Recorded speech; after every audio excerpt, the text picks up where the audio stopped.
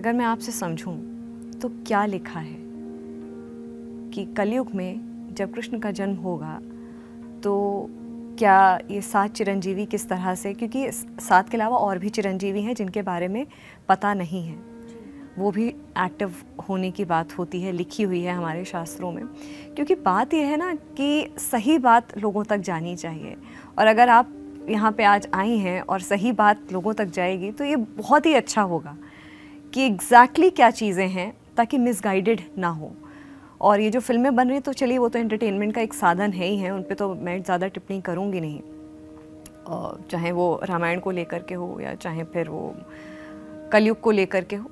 लेकिन किस तरह से वो है एक जो बनाया है कि क्या होगा, और राधा रानी को कहाँ देखते हैं हम?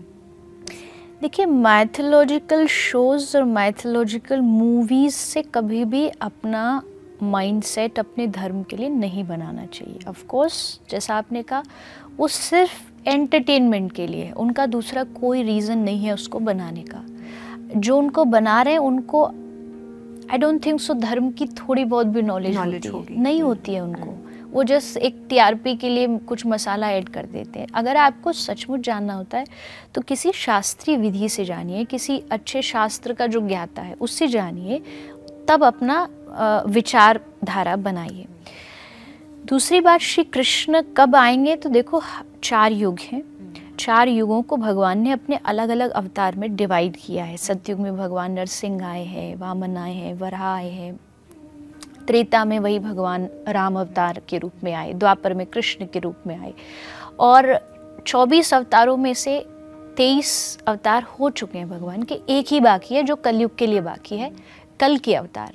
भगवान ही कल्कि के रूप में अवतार कलयुग में लेंगे, कृष्ण अवतार नहीं लेंगे। कृष्ण अवतार ऑलरेडी द्वापर में हो चुका है, श्री राधा रानी का अवतार हो चुका है। हाँ, आज भी है, ऐसा नहीं है कि वो आज मौजूद नहीं है, आज भी है, लेकिन अगर नाम और स्वरूप की बात करें तो कृष्ण अवतार कलयुग में दोबारा नहीं होगा। कलयुग एंड होगा, कलयुग के एंड के बाद फिर से सतयुग शुरू होगा, क्योंकि ये रोटेशन युगों की चलती रहती है। कई बार ऐसा भी हमें देखने को मिलता है कि एक कहानी में कहा जा रहा है कि कृष्ण ने ये लीला करी, तो वहीं दूसरा आदमी कह रहा है नहीं, ये कृष्ण ने इस तरीके से किया। फॉर एन एग्जाम्पल, कुछ कहते हैं राधा रानी कृष्ण से बड़ी थी, तो कहीं लिखा है कि कृष्ण से 1 साल छोटी थी। तो ये दोनों ही बात सच है। अब दोनों कैसे सच हो सकती है? बोले जैसे रोटेशन में ये युग चलते हैं ना, तो हर युग में भगवान का अवतार होता है। तो हो सकता है एक युग में भगवान ने पहले जन्म लिया हो और उससे अगले युग में उन्होंने बाद में जन्म लिया हो। तो ऐसे कई बार ये जो कहानियाँ हैं हमारे शास्त्रों में ही लिखी हैं, उनमें भी 2-2 बातें कई बार लिखी होती हैं, तो वो इस रीज़न से लिखी होती है। तो कृष्ण अवतार और श्री राधा रानी का अवतार द्वापर में हो चुका है। हाँ, आज से 5000 साल पहले कृष्ण धरती पृथ्वी छोड़ के चले गए, ऐसा भागवत जी में भी लिखा है।